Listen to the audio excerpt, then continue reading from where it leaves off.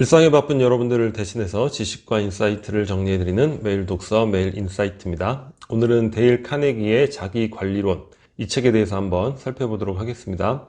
한 해를 시작하면서 첫 영상을 어떤 책을 다루면 좋을까 고민을 해봤는데, 이 책이 가장 좋을 것 같아서 2022년은 이 책으로 시작을 하도록 하겠습니다. 이 책은 설명이 필요 없는 대단한 책이죠. 우리가 흔히 자기계발서를 하나의 그 책의 장르로 생각을 하는데, 많은 자기계발서는 이 책의 이제 아류라고 할 수 있죠. 이 책의 아이디어를 부각을 한다거나 인용을 하고 있는 그런 경우가 많습니다.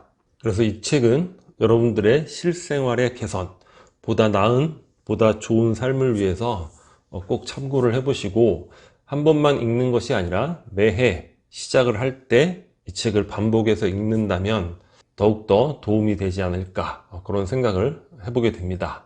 우리 채널에서도 기존에 다뤘던 책이고, 중간중간 몇 가지 에피소드는 또 따로 다루기도 했어요. 오늘 다시 다루면서 전체적으로 간단하게 서머리를 해보도록 하겠습니다. 오늘을 살아라. 이 책은 걱정에 관련된 책이거든요. 걱정, 고민, 불안, 이런 것들로 인해서 우리가 많이 고통을 받고 있고, 더 중요한 건 그런 것들로 인해서 우리의 많은 시간들을 허비를 하고 있다는 거예요. 영어로는 worry인데 우리말로 하면 걱정 또는 고민, 불안, 공포, 이런 것들을 다 포함시키면 될 것 같아요. 그런 것들을 이제 어떻게 제거해 나갈 수 있는가, 그런 방법에 대해서 아주 유용한 많은 정보를 제공을 하고 있습니다.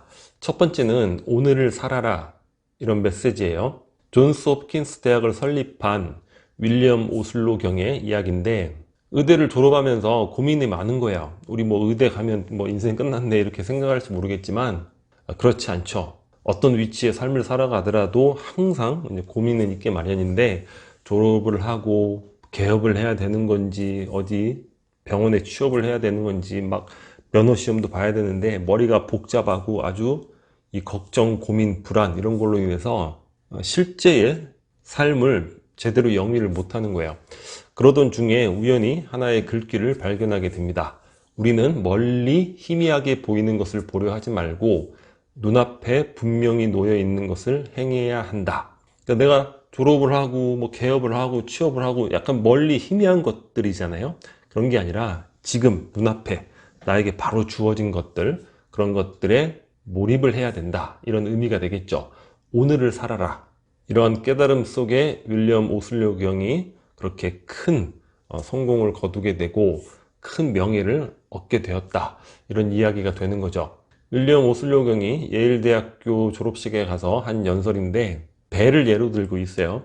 그러니까 침몰을 방지하기 위해서 각 파트별로 철문을 닫는 구조로 되어 있는데, 학생들한테 그렇게 얘기합니다. 자, 지금 이 순간부터 과거라는 그런 철문을 닫으세요. 그리고 미래라는 철문을 닫으세요.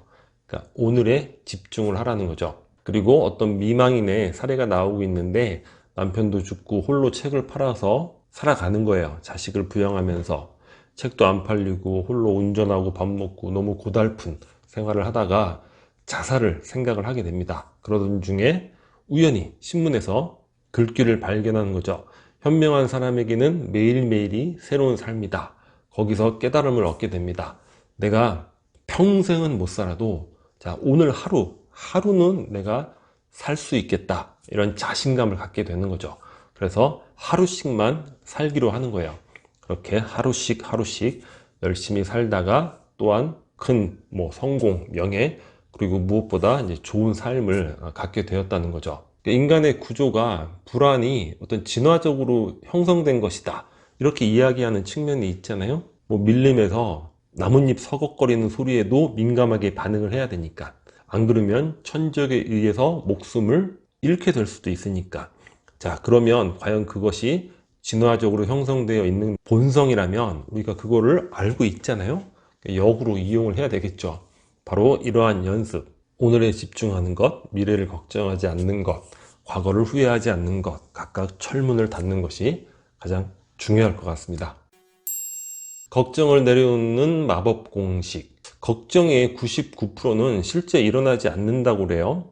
이 책은 실제의 그 사례로만 구성된 책이에요. 저자의 머릿속에 의견이 아니라 실제 역사 속의 인물이라든가 저자가 이 세미나를 오랫동안 진행하면서 만났던 수강생들의 삶의 변화, 또한 삶을 살면서 여러 차례 만남이 있었을 거 아니에요? 그들의 인생 수기, 그런 것들로만 토대를 해서 만든 책인데, 통계적으로 많은 사람들이 걱정을 하고 있잖아요. 그런 걸 다 적어 놓은 거예요. 그러고 나서 1, 2년 지난 뒤에 우연히 책상 정리하다가 자신의 그 걱정 노트를 발견했는데, 한 10가지 정도 적어놨다고 치면 한 가지도 실제 일어나지 않았다고 합니다. 1번 파산해서 굶어 죽을지도 모르고, 2번 자녀가 누구 뭐가 잘못될지도 모르고, 그러니까 하나도 일어나지 않았다는 거죠. 그러니까 우리는 무슨 일을 할 때 조심한다는 것과 고민한다는 것, 이걸 분간을 해야 돼요. 자, 조심한다는 거는 문제의 본질을 깨달아서 하나씩 하나씩 그거를 실제 처리, 행동을 해나간다는 걸 의미를 하는 거고, 고민한다는 건 뭐냐면 다람쥐 쳇바퀴 돌듯이 쓸데없이 미친 듯이 그냥 뱅뱅뱅 돌고 있는 그런 것에 불과하죠. 그러니까 시간과 에너지를 낭비하고 있고 허비하고 있는 거라는 거예요. 그게 삶을 망친다는 거죠. 굉장히 중요한 깨달음인 것 같아요. 제 삶에 있어서 거의 절대적으로 적용하고 있는 부분이란 말이죠. 고민은 인생을 망치는 가장 핵심적인 요소다, 이런 부분인데, 걱정을 내려놓는 마법 공식은 뭐냐면, 첫 번째, 최악의 상황을 일단 규정을 하라는 거예요. 최악의 상황이 됐을 때 내가 어떻게 될지. 두 번째, 받아들인다는 거예요. 그래, 받아들이자. 그래 봤자 다시 시작하면 된다. 그리고 나서 세 번째는 그 상황을 개선하기 위해서 실제적인 행동들을 하나씩 해 나가라는 거죠. 이런 것에 관련된 사례들이 나오는데, 대부분 최악의 상황은 발생하지 않습니다. 발생을 한다 하더라도 개선하기 위해 노력을 했기 때문에 짧은 시간 안에 또 개선을 해나가게 되는 것이에요. 우리 세네카의 그 루실리우스에게 보내는 편지 여러 번 인용을 했잖아요. 최악의 상황, 지푸라기 깔고 잠자고 딱딱한 빵 먹고, 그러니까 네가 폭망해봐야 누추하게 잠자고 굳은 음식 먹고 그런 것일 뿐이다. 그러니까 너의 인생이 행운의 여신에 달려있는 게 아니라 네가 삶의 우위에 서라는 거죠. 내가 삶을 컨트롤할 수 있다. 왜냐? 최악의 상황이야도 결국 그런 것들, 그러니까 그런 것들을 미리 연습해 보라는 그런 얘기가 되는 거죠. 몸과 마음은 하나다. 실제가 그래요. 몸하고 마음은 그냥 하나다, 이렇게 보시면 돼요. 이에 관련돼서도 우리 많은 내용들을 살펴봤는데, 예를 들어서 실연을 해서 가슴이 너무 아픈 거예요. 이별병에 걸린 거죠. 그럴 때 타이레놀을 먹으면 효과가 있다는 거예요. 그러니까 마음이 아픈 거지만 실제 이제 몸이 아픈, 그러니까 몸과 마음은 하나라는 여러 가지 그와 관련된 예들이 있잖아요. 이 책에 또 그와 관련된 좋은 얘기들이 많이 나오고 있습니다. 의학 전문가들의 의견인데, 이 걱정, 고민, 공포, 불안, 이런 것들로 인해서 질병에 걸리는 경우가 굉장히 많다는 거예요. 정확한 퍼센테이지는 모르겠는데 거의 절반 이상인 것 같아요. 위장 관련 질병이라든가 기타 등등. 그러니까 우리는 스트레스가 주범이라고 생각하는데, 스트레스는 오히려 내가 더 강하게 대처해 나갈 수 있는 건데, 내 자신의 걱정, 불안, 공포, 이런 것들이 실제적으로 내 건강을 해치게 된다는 거죠. 걱정을 다루지 못하는 사람은 몸이 아픈 고통스러운 삶을 살고, 그러니까 살아도 고통스럽게 맨날 아프고 병 달고 사는 거고, 그리고 일찍 죽는다고 합니다. 여러 사례나 통계를 통해서 내용이 나오고 있고, 전적으로 저도 공감하는 내용입니다. 그러니까 우리가 걱정을 다루는 게 단순히 삶의 테크닉이 아니라 가장 본질적인 건강을 위해서도 핵심적인 것이다. 이런 부분에 대해서 정확하게 인식을 해야 되겠죠. 걱정하는 습관을 없애는 법. 몇 가지 테크닉인데, 첫 번째는 일이구원이라는 거예요. 바쁘면 걱정할 틈이 없다. 우리 뇌과학에 대한 책도 몇 권 살펴봤는데, 우리는 멀티태스킹이 원천적으로 불가능하다고 하잖아요. 그러니까 동시에 뭘 하는 것 같아도 짧게 나눠 하는 것일 뿐이지 동시에 무언가를 할 수는 없다는 거예요.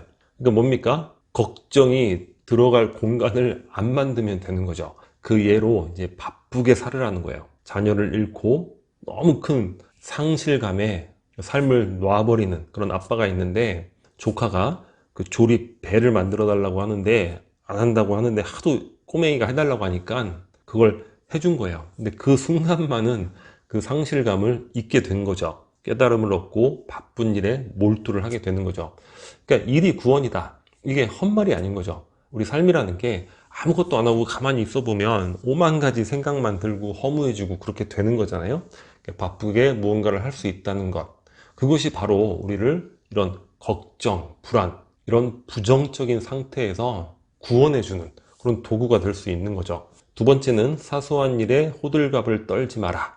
대부분의 걱정이 아주 사소한 것에 기인한다는 거예요. 그리고 뭐 타인의 사소한 행동, 그런 것들에게도 관대할 필요가 있을 것 같아요. 우리 얼마 전에 또 살펴봤는데 그럴 수도 있지, 항상 되뇌일 필요가 있습니다. 그리고 타인에게 잔소리하지 말기. 사소한 일로 인간관계가 또 파괴되는 이런 경우가 많이 있다는 거죠.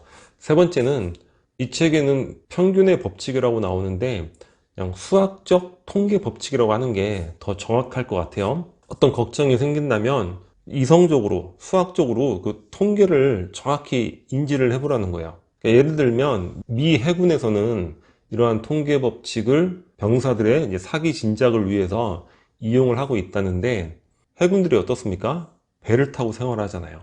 근데 어뢰를 맞아요. 그러면은 바로 가라앉지 않을까, 이런 공포심에 늘 떨게 되는데, 실제 정확한 통계를 보여주는 거죠. 100척이 어뢰를 맞으면 그 중에 40척만 침몰된다는 거예요. 50% 미만이죠. 그리고 그 중에서도 5척만 10분 이내에 침몰한다고 합니다. 5척에 내가 걸린다 하더라도, 5%의 확률에 내가 걸린다 하더라도 10분 내에 탈출하면 되는 것이고, 자, 5%가 아닌 95%는 탈출할 시간이 충분하다는 거예요. 그리고 실제 어뢰 피격으로 인한 사상자 통계를 정확히 보여주는 거죠. 그로 인해서 해군들의 이제 사기를 진작하는 거죠. 걱정할 필요가 없었네, 이렇게 되는 거죠. 근데 대부분의 많은 것들이 이 정확한 수학적 통계 법칙을 적용하면 걱정의 대다수를 줄일 수가 있는 거죠. 네 번째는, 피할 수 없고 돌이킬 수 없다면 받아들여라. 뭐 인생의 진리와 같은 이야기가 되겠죠. 삶에 대한 거의 모든 책에 빠짐없이 나오는 내용이 바로 피할 수 없는 건 받아들여라.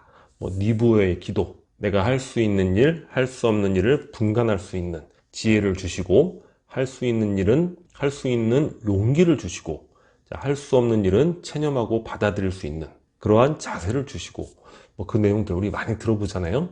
로마의 스토아 철학자인 에피텍토스는 행복으로 가는 길은 딱 하나밖에 없다고 이야기를 했어요. 그게 뭐냐면, 우리의 의지로 어떻게 할 수 없는 일, 그것에 대해서 고민하지 않는 것이다. 피할 수 없는 거, 어찌할 수 없는 거는 받아들여야 됩니다. 과거에 어떤 일이 있었다 하더라도, 어제 어떤 일이 있었다 하더라도 돌이킬 수 없죠. 받아들일 수 있는 그런 체념의 자세, 그런 것도 필요할 것 같아요. 다섯 번째는, 걱정에 손절매 주문을 걸어라. 지금 우리 걱정을 하고 있잖아요. 이제 스탑을 하라는 거죠. 손절매라는 거는 주식을 투자했을 때 주가가 떨어질 때, 더 떨어지면서 손해를 보기 전에 그 전에 팔아라, 이런 개념이 되죠. 우리 삶에도 그대로 적용이 되죠. 아까 말씀드렸지만 걱정하면 건강도 해치고, 그리고 고민하게 되면서 실제 일에 시간과 에너지를 투자하지 못하고 인생 망가지고 몸도 망가지고 그런 거라고 했잖아요. 그러니까 지금까지 걱정이 있었다면 이제 스톱, 손절매 주문을 딱 걸어야 될 것 같습니다. 평화와 행복을 부르는 자세. 마음의 평화가 곧 이퀄 행복이 되잖아요. 여튼 행복을 부르는 자세는 어떤 것이 있는가? 첫 번째는, 평화, 용기, 건강, 희망에 대한 생각으로 머리를 가득 채워라. 긍정적인 것으로 채우라는 거예요. 왜 그렇죠? 멀티태스킹이 안 되니까 긍정적인 걸 채우면 부정적인 것은 자연스럽게 내몰게 되는 거죠. 두 번째는, 절대 적에게 안갚음하지 마라. 자신이 훨씬 더 많이 다친다. 우리 뭐 복수하고 뭐 그런 생각 많이 하잖아요. 절대 하지 말라는 거예요. 그 복수하려다가 나의 온전한 나머지 인생도 더 많이 다치게 된다는 거죠. 그에 관련된 여러 가지 사례들도 나오고 있습니다. 세 번째는 감사를 바라지 말라는 거예요. 인간에게는 그 생색에 대한 욕구가 있죠. 내가 어떤 도와줬으면 그것에 대해서 막 생색을 내고, 부모님도 마찬가지로 자녀를 위해서 뭐 자연스럽게 헌신하고 뭐 희생을 하실 수도 있는데, 내가 널 어떻게 키웠는데 네가 나에게 생색으로 인해서 또 가슴이 아픈 거죠. 그래서 감사를 바라지 말라. 평화와 행복을 위해서는, 그렇게 이야기를 하고 있습니다. 어떤 예를 들냐면, 예수도 한센병 환자 10명을 고쳐줬는데 그 10명 중에 단 한 명만 감사를 했다는 거야. 그러니까 예수도 그랬는데 우리도 한 명만 감사받으면 다행이다. 이렇게 생각을 할 수 있는 그런 자세가 필요할 것 같습니다. 네 번째는 내가 가진 문제가 아니라 받은 복을 헤아려 보라는 거예요. 그러니까 우리는 항상 문제, 불행 그런 것에 집중을 하잖아요. 그러니까 이러한 본성이 또한 우리를 괴롭히는 아주 중요한 이유가 되는 거죠. 자, 우리가 그 본성을 알게 되었으니까 우리가 역이용을 해야 되잖아요. 그죠? 이제는 받은 복을 더욱더 많이 생각을 해야 되겠다. 그래서 삶에 관한 모든 책에서 또 빠지지 않고 나오는 이야기, 감사하라. 실제 감사하면 삶이 달라지지 않아요? 그리고 실제 중요한 건 우리는 받은 게 훨씬 많다는 거예요. 감사할 일을 너무 당연하게 생각을 한다는 거죠. 지금 배고프지 않게 무언가를 먹을 수 있다는 것, 그것만으로도 인류의 전체 역사를 생각하면 어마어마한 그런 일이 될 수도 있어요. 근데 그런 건 너무 당연하게 생각을 하고, 또 다른 욕구에 대해서 채워지지 않는 것에 대해서 이 세상을 원망을 하게 되는데, 결국 이거는 뭐 자세의 문제가 되겠죠. 우리 삶이라는 게 정해져 있는 점수가 없잖아요. 네가 몇 점 살면 넌 잘 산 거고, 이런 게 아니니까 항상 주관적인 거니까, 내 삶은 내 거니까 어떤 것을 선택할지 잘 판단을 해야 되겠죠. 받은 복을 늘 감사하자. 다섯 번째는 다른 일을 모방하지 말고 나를 찾고 나답게 살라. 다른 일을 모방한다는 것. 사실 지금의 어떤 삶의 형태는 자본주의 이후에, 그러니까 소비로서 자기를 표현하는 그런 삶의 형태가 너무 지배적으로 되어 온 것 같아요. 근데 그거는 역사 속에서 어떤 일시적인, 그것도 외면적인 특징일 뿐이지 본질적인 삶은 그게 될 수가 없잖아요. 타인의 소비를 모방하려고 하고, 그게 걱정, 불안, 공포를 만드는 요소가 되는 거예요. 나도 저 정도 차를 타야 되는데, 그러면 자기의 수입에 버거운 차를 할부로 구입을 하죠. 그러면 그 할부값을 내야 되잖아요. 그러면 또 아니 내가 직업을 잃어서 할부값을 못 내면 어떡하지? 그러니까 걱정, 불안, 공포로 자신을 이렇게 몰아가고 있는 거죠. 열심히 노력해서 돈을 벌고 내가 소비하고 싶은 것들, 넉넉하게 소비하는 것, 물론 좋은 삶이지만 그게 안 된다 하더라도 나는 나답게 살면서 또한 좋은 삶을 살 수 있는 거죠. 소비라는 건 우리 삶의 아주 작은 부분일 뿐인데 우리는 그걸 너무 크게 생각한다는 거예요. 그래서 나를 찾고 나답게 살라. 모방 소비하면서 가랭이 찢어지지 말고 검소하게, 나답게, 내가 그림을 그리는 것을 좋아하면 그림 그릴 때 내가 온 우주와 하나가 되면 나답게 사는 거잖아요. 세상 그 누구보다 행복하게 사는 것이고, 내가 글을 쓸 때 행복하고, 내가 무언가를 만들 때 행복하고, 사람마다 고유 강점, 우리 고유 강점 얘기 굉장히 많이 드리고 있는데 바로 그 부분이 되는 거죠. 나답게 사는 것에 대해서 우리가 주의 집중을 하실 필요가 있을 것 같습니다. 여섯 번째는 운명이 레몬을 건네면 레모네이드로 만들기 위해 노력하라. 레몬이라는 게 맛이 시잖아요. 그러니까 운명이 신맛을 준다는 것, 고통을 준다는 거예요. 여튼 뭐 삶을 음양의 관점으로 보면 사실 행복이라는 것도 고통이 없으면 존재할 수 없잖아요. 서로 상대적으로 느끼는 그런 감정의 문제니까. 그래서 당연히 삶에는 고통, 고난이 당연히 따라오게 되어 있는데, 그것을 또 탓하고 이러면서 시간을 낭비하지 말고 그것을 레모네이드, 좋은 것으로, 달콤한 음료수로 만들기 위해 노력하라는 거예요. 세용지 마. 우리가 살면서 고통과 고난을 대하는 가장 좋은 자세가 될 것 같습니다. 이 책의 저자인 데일 카네기도 걱정에 대한 책을 쓰고 강의를 해야 되겠다. 그래서 콜롬비아 뉴욕대 야간 광자에 강사로 지원을 했는데 떨어진 거예요. 그래서 어쩔 수 없이 YMCA 가서 강의를 하게 됐는데 자기 인생에서는 그게 가장 큰 행운이었다는 거죠. 만약 콜롬비아나 뉴욕대에서 했으면 지금과 같은 성공을 절대 거두지 못했을 것이다. 이게 바로 세옹지마가 되는 거죠. 더 큰 성공을 위해서 무언가 작은 성공에 장애물을 설치해주는 그런 경우가 많이 있는 것 같아요. 운명이. 그래서 어떠한 실패 이런 것들이 쌓이더라도 아니 나중에 얼마나 크게 잘 되려면 자꾸 이런 일이 생기지? 이런 관점으로. 그래서 레몬이 오면 그걸 레모네이드로 만들어야 되겠구만. 이러한 자세가 필요할 것 같습니다. 중요한 건 인생은 한 번뿐이고, 그리고 우리가 전지전능해서 삶을 다 컨트롤할 수가 없잖아요. 하다못해 뭐 천지지변, 주변 사람들의 여러 가지 행위들 어떻게 다 컨트롤합니까?